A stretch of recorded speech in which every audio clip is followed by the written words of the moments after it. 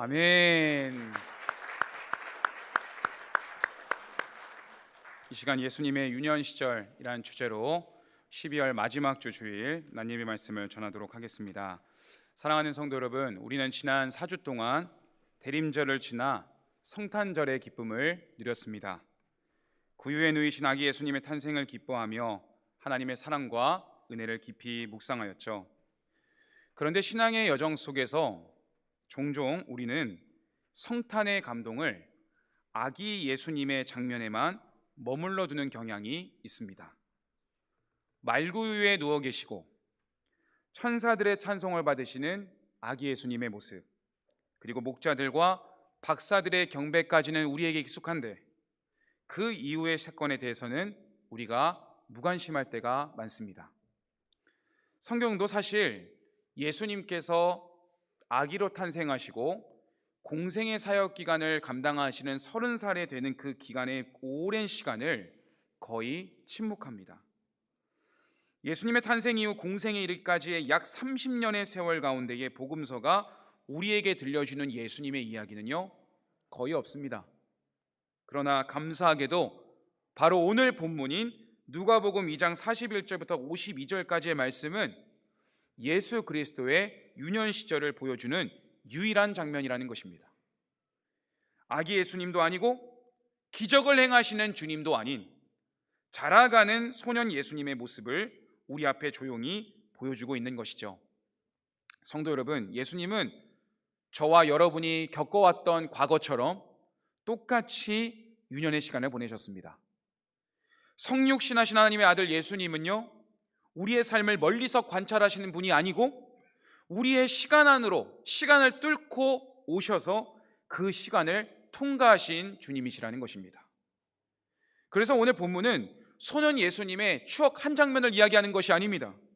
이 말씀은 하나님의 아들이 이 땅에서 어떻게 성육신하셔서 우리와 같은 세상 속에서 시간과 질서, 성장과 기다림을 통과하며 살아가셨는지, 그리고 그 조용한 준비의 시간이 어떻게 훗날 공생의 사역의 토대가 되었는지를 살펴볼 것입니다.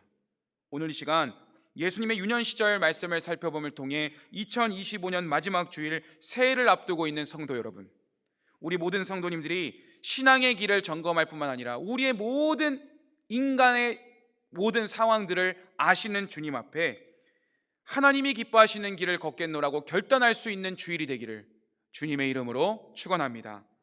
우리 첫째 주제를 읽어볼까요? 시작. 하느냐보다 먼저 예수님이 누구신지를 바로 아는 데서 시작됩니다. 그렇습니다. 오늘 본문은 먼저 예수님의 가정이 경건한 신앙의 전통을 가진 가정이었음을 보여주고 있어요. 누가복음 2장 41절 말씀은 이렇게 시작합니다. 그의 부모가 해마다 6월절이 되면 예루살렘으로 가더니, 어떤 절기에 예루살렘으로 갔다고요? 6월절입니다. 여러분, 성경의 저자 누가는 예수님의 유년 시절을 아주 평범한 예배 생활부터 보여주고 있습니다. 해마다 반복되는 절기, 이스라엘 가정이라면 당연히 걸어가던 신앙의 모습을 소개하고 있을 뿐이에요. 그것은 바로 해마다 6월절이 될 때마다 예루살렘으로 가는 순례길이었습니다. 성도 여러분, 예수님의 부모 요셉과 마리아는요, 경건한 유대인으로서 매년 6월절 절기가 되면 예루살렘 성전을 가기 위해 순례길을 나아갔습니다. 당시 경건한 유대인들은요, 1년에 3차례의 예루살렘 성전을 갔습니다. 어떤 거냐면 오늘 본문에 나오는 6월절, 두 번째는 오순절, 세 번째는 초막절입니다. 이때만 되면 각지에 흩어져 있던 유대인들이 예루살렘 성전을 찾아왔다는 것이죠. 출애굽기 23장 23절은 말씀합니다. 한번 같이 읽어볼까요? 시작. 너희의 모든 남자는 매년 3번씩 주 여호와 이스라엘의 하나님 앞에 보일지라. 이 3가지 절기는 이스라엘의 역사와 구원의 모든 영역을 하나님 앞에서 다시 재확인하는 시간들이었습니다. 오늘 보면은 그 중에서도 6월절을 언급하고 있어요. 그래서 저는 세 절기 모두를 설명하기보다 6월절만 이야기해 드리겠습니다. 성도 여러분, 6월절은요, 이스라엘이 어떤 민족인가를 다시 확인하는 정체성을 회복하는 절기였습니다. 애굽의 종살이 가운데 있던 백성들이 어린 양의 피로 죽음을 넘어서 해방된 사건, 애굽을 탈출하는 기념하는 날이 유월절이었거든요.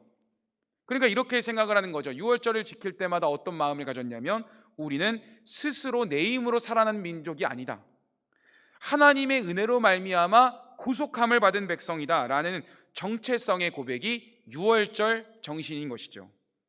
그러니까 이 절기가 다가오면 예루살렘을 향한 순례의 길이 열리게 되었어요.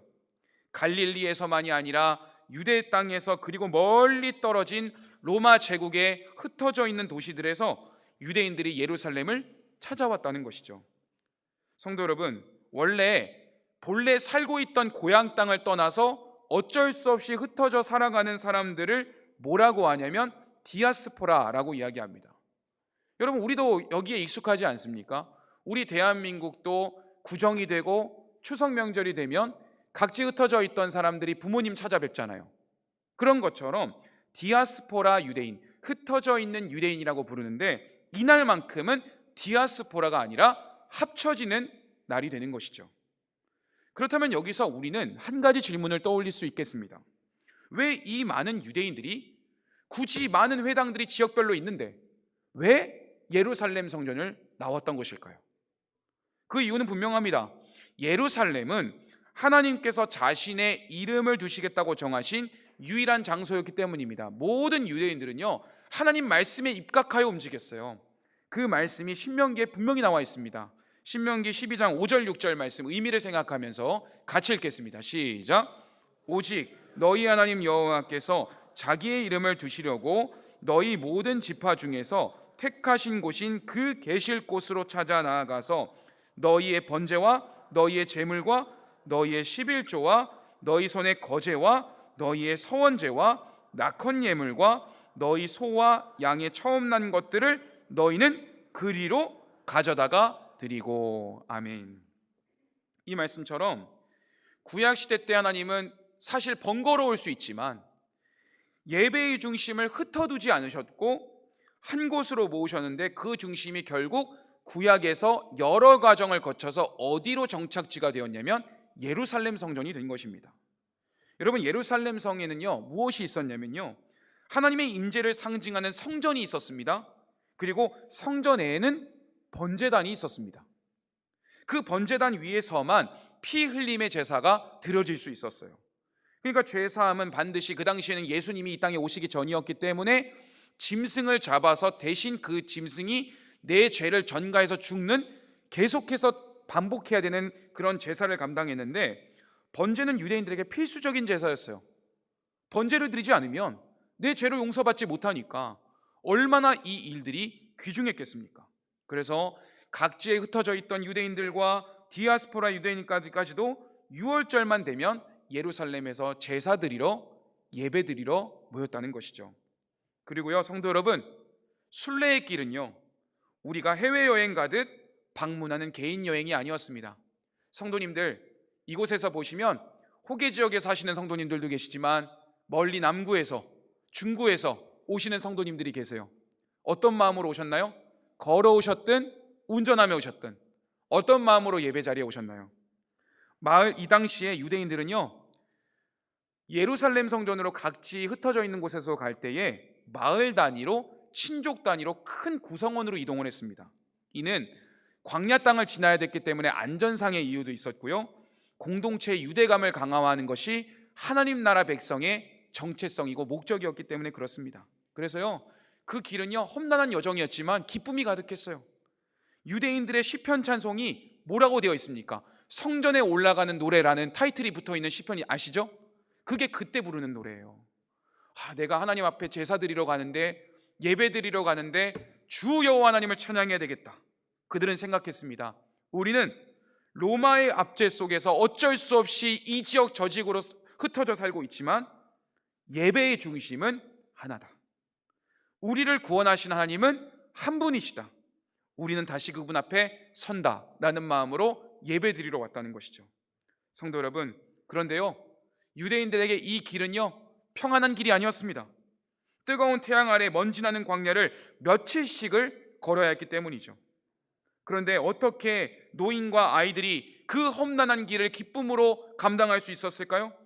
그 비결은 바로 함께 찬양 부르고 끊임없이 이어지는 하나님의 구속 이야기가 그 여정 속에 가득했기 때문에 그렇습니다. 여러분, 우리는 너무 대화 없는 시대를 살아가고 있어요. 근데 하나님이 원하시는 것은 부모가 자녀에게, 성도가 성도에게 하나님의 은혜를 간증하는 거예요. 한 가지 이 유대인들의 하가다 법을 말씀드리고 싶은데, 하가다라는 것이 있습니다. 뜻을 한번 읽어볼까요? 시작. 자녀들에게 들려주는 출애굽 구속의 이야기. 하가다라는 히브리어는 우리말로 얘기하면 이야기라는 뜻입니다. 더 정확하게 풀이하면 유월절 그 피로 말미암아 구속함을 받은 출애굽 당시의 백성들의 이야기를 들려주는 이야기가 하가다입니다. 여러분, 하가다라는 뜻은요, 말씀을 반복하여 읊조려서 선조들이 그때만 살았던 선조들만 출애굽의 은혜를 경험하는 게 아니라 시대를 지나도 마치 그때 일이 옛날의 일이 오늘의 일처럼 느껴지도록 읊조리고 반복하여 이야기해야 된다는 것이죠. 아마 우리 성도님들께는 유대인의 하브르타 교육이 익숙하실 텐데요, 하브르타는 뭐냐면 좀 개념이 다릅니다. 하브르타 개념이라는 것은 둘이 짝을 이루어서 서로 질문하고 서로 대화하고 논쟁하는 유대인의 전통 방식이라면, 하가다는 이야기로서 사실에 입각한 하나님의 역사의 이야기를 나눠주는 것이라는 것입니다. 예를 들어 한 어린아이가 순례길을 가다가 이렇게 묻는 거죠. 아버지, 할아버지, 우리는 왜 이렇게 힘든 광야길을 가야 되죠? 근처에서 예배드리면 안 되나요? 왜 예루살렘 성전 가야 돼요? 이렇게 이야기를 하면 아버지와 할아버지는 귀찮아하지 않고 대답을 해줘야 됐어요. 이렇게 얘기하는 거죠. 얘야, 옛날에 우리 조상들이 종살이하던 시절이 있었단다. 그때 하나님이 어린 양의 피를 문인방에 바르게 하셔서 우리가 애굽의 재앙에서 벗어날 수 있었어. 그래서 이 길은 그 구원의 은혜의 하나님을 예배하기 위해 그 은혜를 기억하러 오는 길이란다. 사랑하는 성도 여러분, 저는 오늘날 우리 성도님들이 거리가 가깝든 멀든 어떤 상황에서도 기대하는 마음으로 예배의 자리에 나오신 성도님들이 되시기를 축복합니다. 이제 다시 본문으로 돌아와 오늘 본문 말씀을 읽어보겠습니다. 제가 배경을 설명한 이유가 나와 있어요. 41절 42절 말씀을 읽어볼까요? 시작. 그의 부모가 해마다 유월절이 되면 예수께서 12살 되었을 때에 그들이 이 절기의 관례를 따라 올라갔다가, 여러분, 갈릴리 나사렛에서 예루살렘까지 그의 부모와 예수님이 걸었던 거리가 총 4-5일이 걸리는 험난한 여정이었습니다. 요셉과 마리아는 매년 이 번거로운 길을 왕복하면서 부모로서의 신앙의 책임을 다했던 것이죠. 자녀인 예수님 이끌고 이 순례의 과정을 통해 인성적으로 신앙교육을 가르치고 함께 동행하게 했다는 것입니다. 사랑하는 성도 여러분, 어린 유년 시절의 예수님도요, 그 순례의 길 한가운데서 자라나셨어요. 저와 여러분하고 똑같아요. 예배 자리에 나올 때 준비해서 나왔던 그때와 같이 예수님도 그 길 걸으셨다는 거죠. 그런데 예수님이 12살이었다고 소개하는데요, 이것을 우리나라의 나이로 말하면요, 쉽게 말하면 초등학교 6학년부터 생일을 맞이하기 전까지의 중학교 1학년 때를 의미하는 거예요. 오늘 본문은 말합니다. 그 유월절 예루살렘 성전 한복판에서 예수님이 갔는데 그 예루살렘에 머무셨다라는 표현이 나와 있습니다.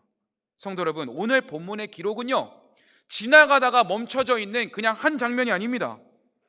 유월절이란 이스라엘 백성이 죽음의 재앙을 피하기 위해 흠없는 어린 양을 잡아서 그 피를 문설주에 발라서 구속함을 받은 것에 감사하는 절기가 유월절이지 않습니까? 그런데 그 유월절에 예수님이 성전에 머물렀다는 것은 무엇을 의미하는 거예요? 예수님은 흠없는 영원한 속죄 제물이시고 우리를 위해 십자가에서 피 흘려 죽으심으로써 그 이름을 믿는 우리 모두가 구원함을 받은 백성들 아니겠습니까?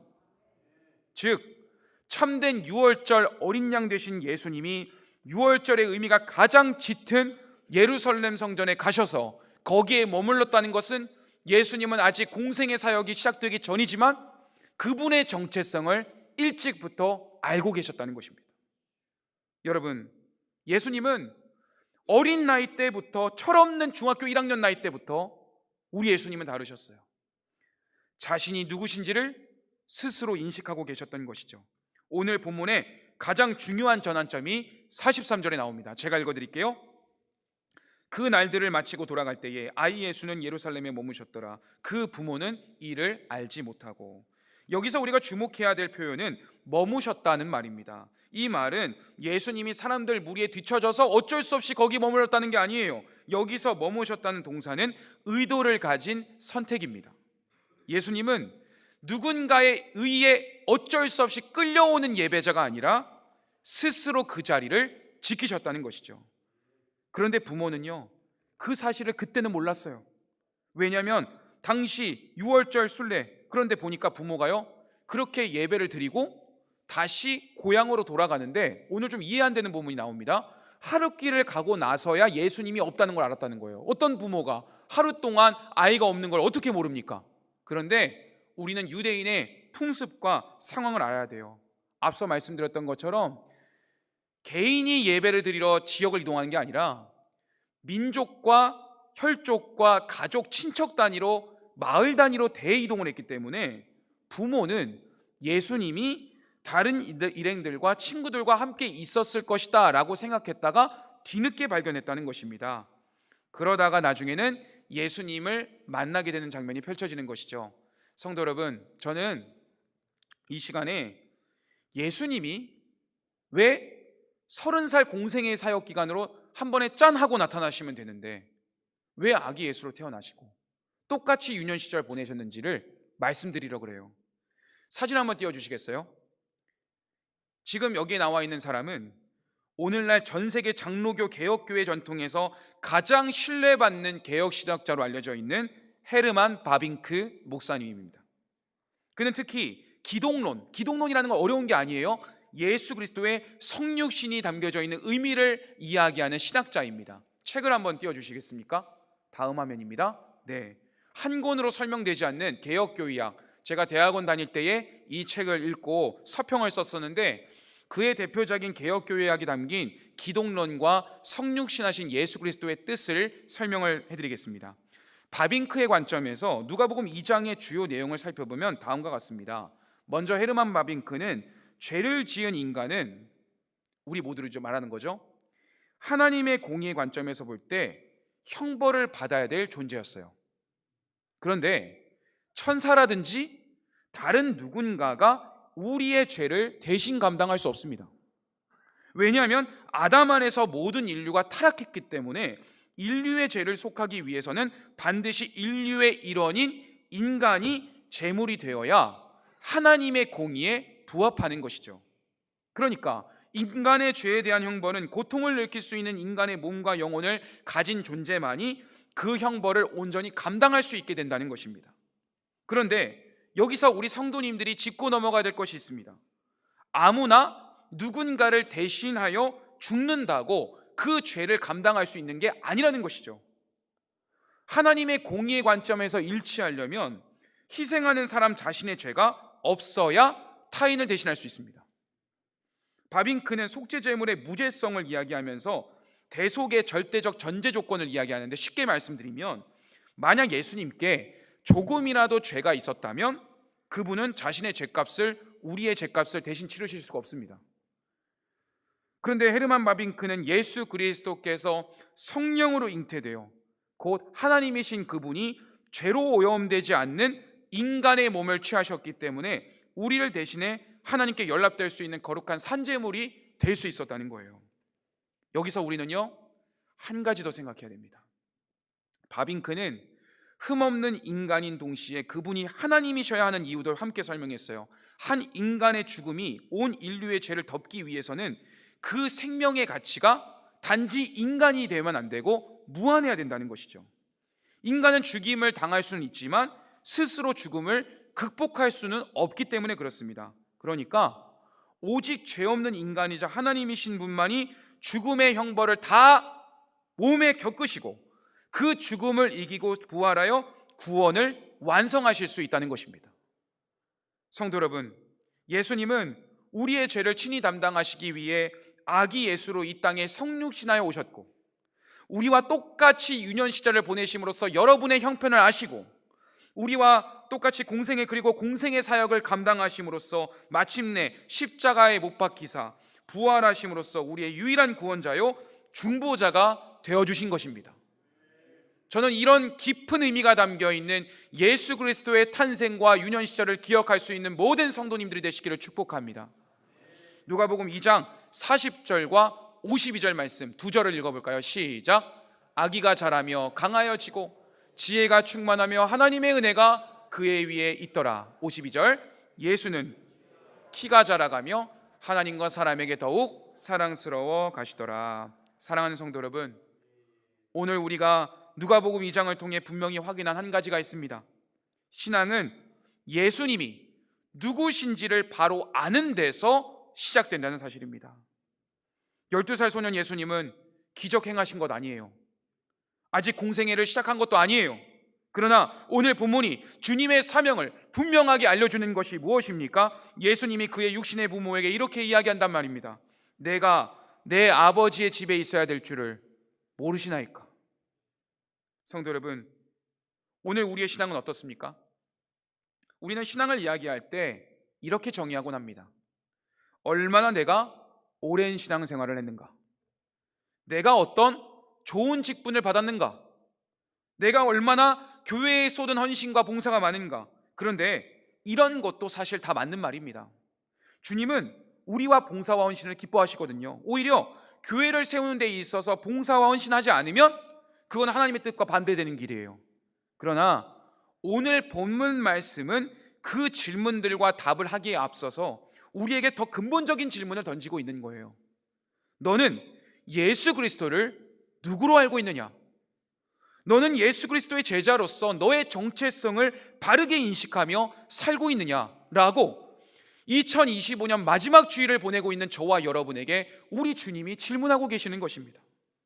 여러분, 왜 우리가 주님의 자녀라는 정체성, 이 어려운 이야기를 알아야 됩니까? 예수님을 바르게 아는 신앙에서 섬기는 봉사가 기쁨이 되고 사명이 되는 거예요.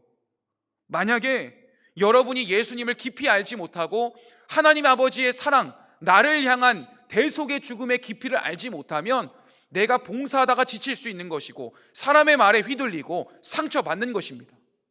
그런데 만약에 우리가 예수 그리스도의 은혜로 힘입은 자라는 것을 알게 된다면, 주님의 대속의 은혜가 그 깊이가 있다는 것을 안다면 누가 뭐라 해도 하나님 바라보고 다시 2026년도에 우리 교회의 봉사를 감당할 수 있게 되는 것입니다. 저는 이 우선순위를 놓치지 않는 부굴산교회 성도님들이 되시기를 축복합니다. 여러분, 둘째 한번 읽어보겠습니다. 오늘은 둘째까지입니다. 둘째, 시작. 어릴 때부터 하나님의 뜻에 순종하신 예수님을 따라 온 세대는 어떻게 된다고요? 하나님 앞에 헌신해야 합니다. 다음으로 본문은 예수님의 순종과 사명의식을 보여주는 장면으로 이어지고 있어요. 여러분, 6월절 행사를 모두 마쳤어요. 나사렛을 향해 돌아가던 길에 12살 예수님은 어디에 있었습니까? 예루살렘에 남아 있었어요. 요셉과 마리아는 당연히 마을 단위로 아들이 같이 있다고 생각했는데 없어진 거죠. 그러다가 예수님이 없는 것을 깨닫고 깜짝 놀랍니다. 부랴부랴 다시 예루살렘으로 돌아가서 여기저기 헤맨 끝에 결국 사흘 만에 예루살렘 성전에 있는 예수님을 발견하게 된 거죠. 어린 예수님은요, 성전에서 얼마나 놀라운지 율법 교사들 앞에서 그 학자들과 함께 말씀을 주거니 받거니 하면서 대화를 하고 계셨습니다. 앞서 말씀드렸던 하가다가 아니라 하브르타 교육이 이루어지고 있었던 것이죠. 누가복음 2장 46절 47절 말씀을 읽겠습니다. 사흘 후에 성전에서 만난즉 그가 선생들 중에 앉으사 그들에게 듣기도 하시며 묻기도 하시니 듣는 자가 다 그 지혜와 대답을 놀랍게 여기더라. 성경은 그 지혜와 대답을 깜짝 놀랐다라고 소개하고 있어요. 여러분, 어린아이의 입에서 나오는 통찰력 있는 질문과 대답에 성전의 학자들이 감탄할 정도였으니 얼마나 그 자리를 특별하게 느껴졌겠습니까? 이때 다급한 마음으로 아들을 찾던 부모가 오늘날 우리 성도님들의 마음처럼 사라졌던 자녀를 찾았을 때 얼마나 마음이 힘들었겠어요. 그때 이렇게 얘기하는 거예요. 아이야, 우리에게 왜 이렇게 했느냐? 내 아버지와 내가 얼마나 간절하게 너를 찾았는지 모르냐라고 했는데, 이때 누가복음 2장 49절에 이렇게 말씀하십니다. 예수께서 이르시되 어찌하여 나를 찾으셨나이까? 내가 내 아버지 집에 있어야 될 줄을 알지 못하셨나이까? 성도 여러분, 우리가 한번 오늘날 잠잠히, 성도님들께서 뒤늦게 신앙생활 하신 분들은 모두 계시겠지만 일찍부터 신앙생활 하신 분들에게 질문을 드리고 싶어요. 성도 여러분, 지금도 믿음 생활 가고 계시지만 옛날에 순수했던 신앙의 그런 중심, 어떻게 보면 우리는 머리가 자랐지만 머리가 자라기 전에 더 하나님께 헌신했던 과거 있지 않으셨습니까? 저도 한번 생각해 봤어요. 언제 믿음이 좋았나? 그때는요, 중학교 1학년 때였어요. 딱 예수님 때, 그 유년 시절 때. 왜 그러냐면 저는요, 우리 부모님에게 다른 걸 배운 게 아니라 11조의 개념을 가르쳐 주셨어요. 저에게 뭐냐면, 세종아, 내가 1,000원을 받으면 100원을 넣어야 돼. 그래서 제가 아직도 기억나요. 그 곰돌이 푸 아시죠? 푸 그림이 있는 필통을 제가 이렇게 했는데 그게 저의 헌금통이었어요. 그래갖고 예를 들어서 길을 지나가다가 500원을 받았잖아요. 그럼 얼마 넣어야 돼요? 거기다가 50원 넣었어요. 그래서 저는요, 교회에다가 헌금을 하면 얼마를 냈냐면, 예를 들어서 5만 원이 아니라 5만 1,250원 이런 식으로 냈어요. 동전까지 다 넣어가지고 냈죠. 근데 제가 요즘에 가만히 생각을 해보니까, 요즘에 저는 이제 담임 목사로서 바쁘고 말씀 가운데 준비를 하다 보니까 요즘에는 점점 10의 1조를 드리는 개념이, 물론 우리의 11조를 정확하게 내고 있지만 간편해지고 있더라고요. 옛날에는 우리가 이 카드 문화가 아니라 현금 문화였기 때문에 동전도 넣고 구별하고, 어떤 옛날 어르신들 보면 10,000원짜리 드릴 때 다리미질하고. 그런데 요즘에는 너무 편리해지고 딱 끊어지는 금액으로 내고 있지 않습니까? 저가 그러고 있더라고요. 그래서 저는 점점 나이가 들면서 이거 한 영역만이 아니라 왜 우리는 예수님처럼 점점 사랑스러워 가셔야 되고 아름다워져야 가야 되는데 왜 옛날의 순수성을 잃어가는 것일까? 그래서 기도가 나오게 되었어요. 하나님, 오늘 우리는 과연 하나님 앞에 옛날처럼 점점 성장하고 있는 그리스도인입니까? 아니면 목사가 돼서, 아니면 직분자가 돼서, 집사가 돼서, 성도가 돼서 신앙의 연륜은 쌓여가는데 점점 더 무미건조한 믿음을 하고 있지 않습니까? 그것을 돌아볼 수 있는 주일이 되시기를 주님의 이름으로 축원합니다. 여러분, 요즘에요, 오늘날 어린이 자녀들이 그 아기 때부터 커갈 때 우리 부모님들 어떻게 하셨어요? 키 크라고 노마이프 사주고, 다들 공감하시죠? 그리고 막 영양제 사주고, 알약으로 되어 있는 거, 짜먹는 거 다 사주시고, 그리고 애들 이제 중학생 되고 초등학교 되면 학원 어디 보내야 됩니까? 제가 찾아봤어요. 요즘 학원은 어떻게 다니나. 제가 예전에 남천교회 강도사 시절에 한 중학교 1학년 아이한테 신방을 하려고 했더니 못 만난대요, 저를. 그래서 왜 그러냐 했더니 학원을 8개 다닌다는 거예요, 부산 남천동에. 그래서 학원이 어딘지를 오늘날 25년도를 기준으로 학원을 찾아봤습니다. 뭐라고 되어 있는지 아십니까? 일단 제일 중요한 거, 영어학원 가야 됩니다. 대형 어학원에서 미국 교과서 기반의 읽기 기반을 다져야 됩니다. 그리고 수학학원에서는 뭐를 배워야 돼요? 학교 진도보다 앞서가는 선행학습 배워야죠. 국어 논술학원에서는 문해력 키워야 되죠. 그리고 2025년부터 도입된 코딩 교육이 도입화된 거 알고 계십니까? 코딩 학원을 다녀야 논리적 사고를 키울 수 있기 때문에 코딩 학원도 다녀야 돼요. 음악 학원에는 뭘 배워야 돼요? 피아노 배워야 돼요. 미술에서는 창의력 발달을 위해서 공부를 해야 돼요. 끝으로 체력 관리와 키 성장을 위해서 합기도 다니고 태권도 다니고. 저 어떤 학원까지 받는 줄 아세요? 수영은 그렇다 치고 키 크는 농구 교실도 있었어요. 얼마나 많은 학원을 다니고 있는지 모릅니다. 그런데 여러분, 잘 생각해 보세요. 부모도 성장하고 아이들 교육하는 데는 이렇게 마음을 쏟는데, 반대로 우리 성도님들은 하나님 말씀 배우는 자리 얼마나 사모하고 계십니까? 성도 여러분, 예수님이 육신의 부모에게 말씀합니다. 어찌하여 나를 찾으시나이까? 내가 내 아버지 집에 있어야 될 줄을 모르시나이까? 이 고백은요, 예수님께서 스스로의 정체성과 사명을 이미 분명히 자각하고 계심을 알려주시는 거예요. 육신의 부모에게 순종하는 것도 중요하지만 나를 향한 하나님 아버지의 뜻을 정확히 감당하기 위해 어릴 적부터 고백했다는 것입니다. 여러분, 우리가 모든 시간들을 생각해 볼 때 순종은 때로 이해되지 않고 손에 떼는 길처럼 보일 때가 있어요. 예수님은 하나님의 부르심을 쫓아 남으셨던 것이지 결코 부모를 공경에 빠뜨리려 한 불순종 때문에 남아 계신 것이 아니었습니다. 여러분, 우리도 신앙생활을 하다 보면 하나님의 집을 사모하는 마음 때문에 세상의 눈엔 이상해 보일 때가 있지 않습니까? 예를 들면 아니 좀 같이 모여야지, 뭘 맨날 교회를 가냐, 너는 자유도 없냐, 이런 얘기를 할 때가 있어요. 주일 성수를 위해 세상 일정에 타협하지 않고 하나님 말씀 지키려다가 손해를 보는 경우 분명히 계실 것입니다. 그러나 하나님의 뜻에 순종하는 선택은 결코 잘못되는 법이 없습니다. 주님께서는 말씀하십니다. 너희는 먼저 그의 나라와 의를 구하라. 그리하면 이 모든 것을 너희에게 더하시리라.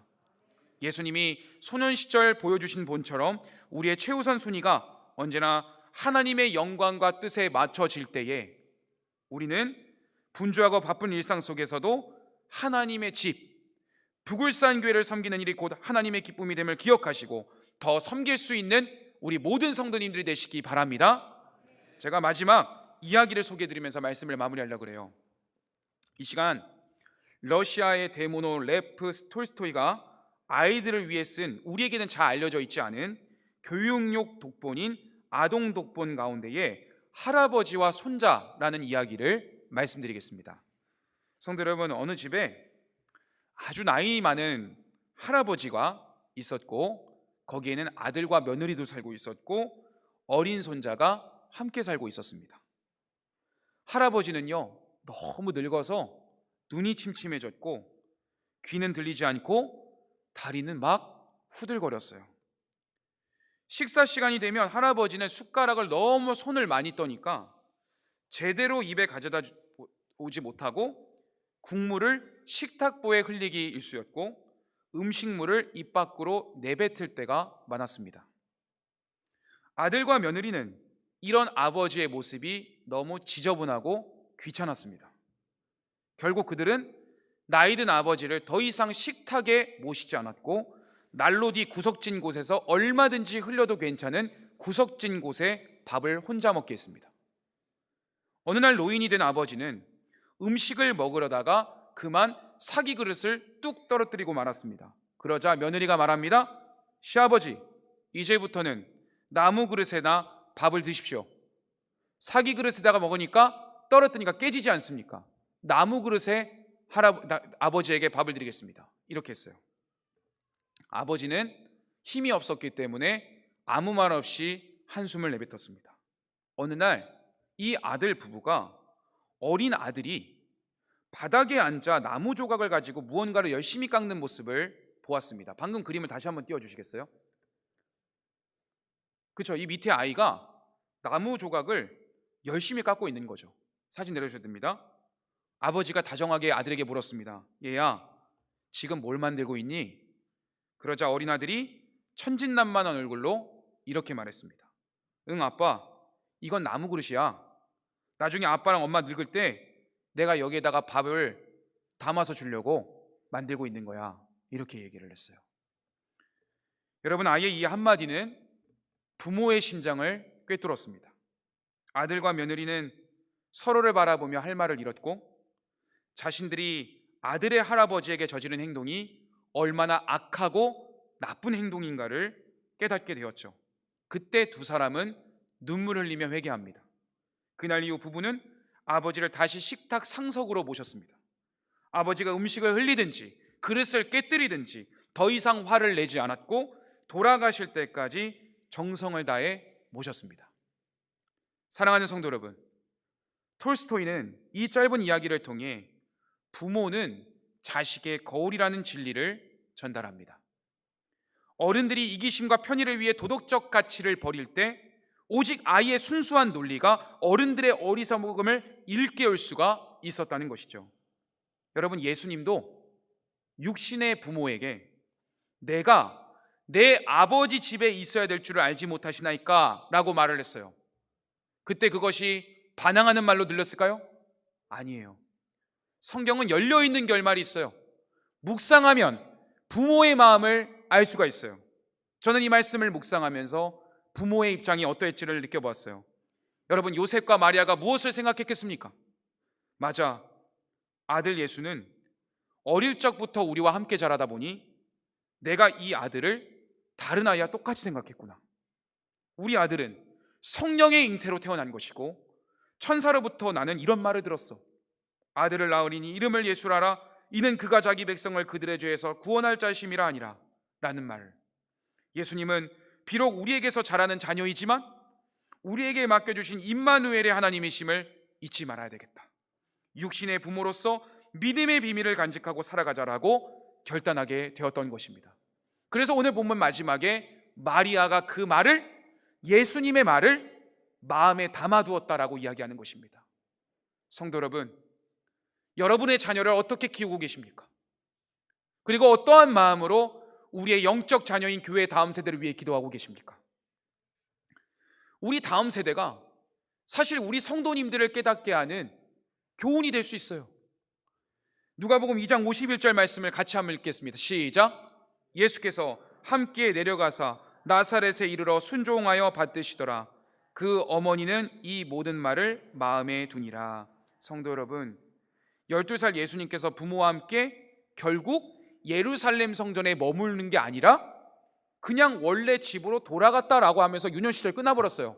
그때부터 30살이 될 때까지의 무려 17년, 18년의 기간이 없어요. 그러면 여러분, 이 말씀이 마지막으로 우리 성도님들에게 주는 교훈은 무엇일까요? 예수님은요, 자신이 하나님의 아들이심을 알고 계셨지만 아직 때가 아님을 알고 계셨어요. 그래서 오히려 나사렛으로 부모님의 손잡고 내려가서 육신의 부모님께 순종하며 지냈습니다. 그러면 순종하며 지냈을 때 예수님 무슨 일 하셨을까요? 나머지 17년 동안 뭐 하셨을까요? 목수의 아들로 태어나셔서 함께 아버지 목수 일하고 부모와 함께 일하고 같이 성실하게 생활하는 일반적인 삶. 우리 성도님들로 말할 것 같으면 우리 성도님들 저와 함께 매번 교육자처럼 같이 매일마다 교회 생각하고 교회 일하면 되지만 우리 성도님들은 그렇지 않잖아요. 우리 성도님들 내일부터 어디로 가십니까? 가정으로 가고 직장으로 가고 학교로 가고 학원으로 가지 않습니까? 예수님께서 뜻하신 그 계획을 이루기 전까지 일상의 삶으로 돌아간 것처럼 우리 성도님들은 일상의 삶을 어떻게 살아가셔야 되겠습니까? 그것은 바로 하나님 나라의 관점으로 주 예수 그리스도를 알리는 삶의 가치관을 가지고 여러분의 일터를, 여러분의 삶을 변화시켜야 될 줄로 믿습니다. 말씀을 마무리합니다. 사랑하는 성도 여러분, 오늘 우리는 유년 시절을 통해 믿음의 삶의 원리 두 가지를 살펴보았습니다. 먼저 우리가 예수님이 왜 이 땅에 오셨는가를 알아야 우리가 그리스도인의 정체성을 깨달을 수 있다는 것을 설명했습니다.